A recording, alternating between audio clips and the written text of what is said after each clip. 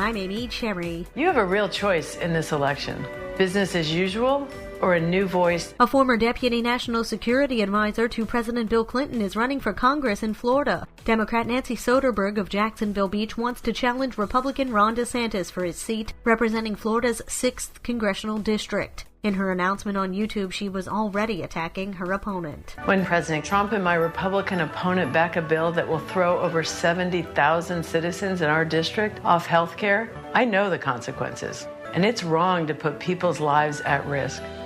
I'll work to protect your health care, not take it away. The University of North Florida professor vows to make college more affordable and says she'll help small businesses. Soderberg also served as a former UN ambassador. DeSantis hasn't said whether he's running for re-election. This portion of WNZF Local News, a service of the Daytona Beach International Airport. Fly to the Big Apple in a New York minute on JetBlue from the Daytona Beach International Airport.